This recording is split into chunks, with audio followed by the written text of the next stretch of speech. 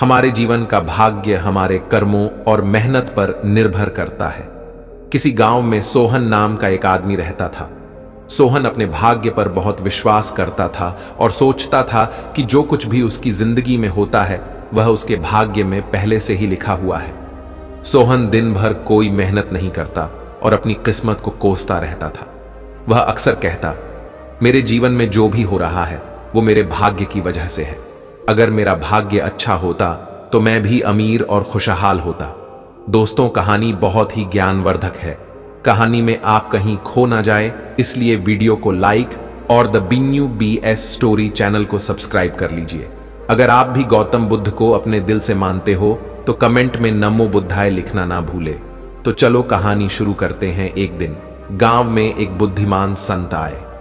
गांव के सभी लोग संत से मिलने गए और उनके प्रवचनों से प्रभावित हुए। सोहन भी संत से मिलने गया। उसने संत से पूछा, महाराज, क्या सच में हमारे जीवन का भाग्य पहले से लिखा हुआ होता है?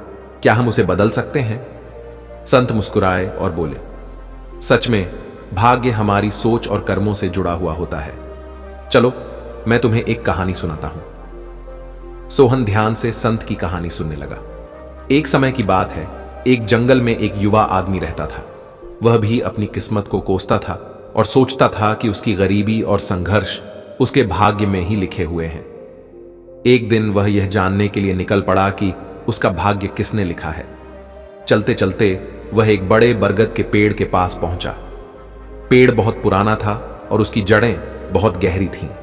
पेड़ ने युवक से पूछा, तुम कहां जा रहे हो? युवक ने जवाब दिया, मैं यह जानने जा रहा हूं कि मेरा भाग्य किसने लिखा है। मैं यह समझना चाहता हूं कि क्यों मेरी जिंदगी इतनी कठिन है। पेड़ ने कहा, अगर तुम अपने भाग्य के बारे में पूछने जा रहे हो तो मेरे लिए भी एक सवाल पूछना। मैं वर्षों से एक ही जगह खड़ा हूं और मेरी जड़ें बहुत गहरी हो गई हैं, जिससे मुझे दर्द होता है। पूछना, क्या मेरे जीवन में बदलाव हो सकता है?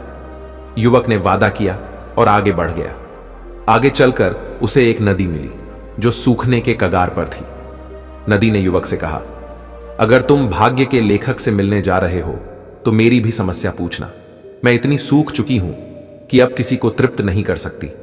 क्या मेरे जीवन में पानी लौट सकता है? युवक ने वादा किया और आगे बढ़ता रहा। आखिरकार वह एक बुद्धिमान संत से मिला जो ध्यान में लीन थे।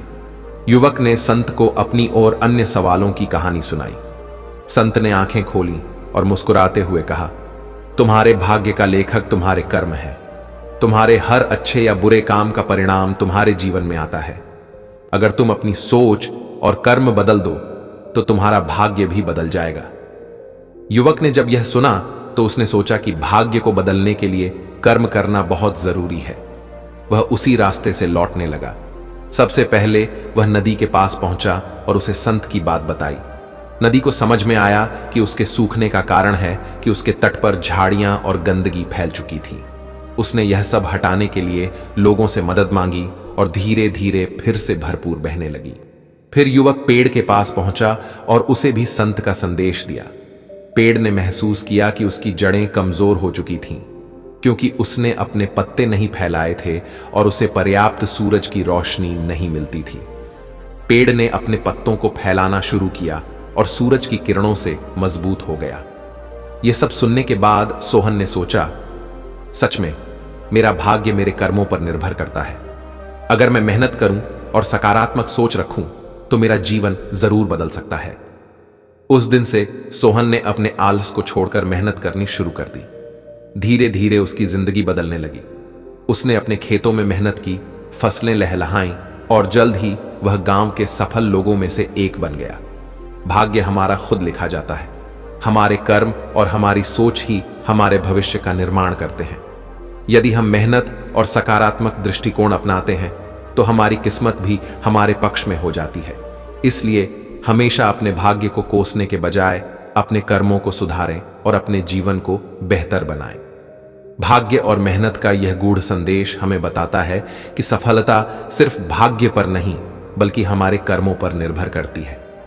तो दोस्तों, उम्मीद करता हूं कि आपको यह कहानी पसंद आई होगी। ऐसी और कहानी वीडियो पाने के लिए द बिन्यू BS स्टोरी चैनल को सब्सक्राइब कीजिए और वीडियो को लाइक कीजिए। कमेंट में नमो बुद्धाय लिखना ना भूलिए।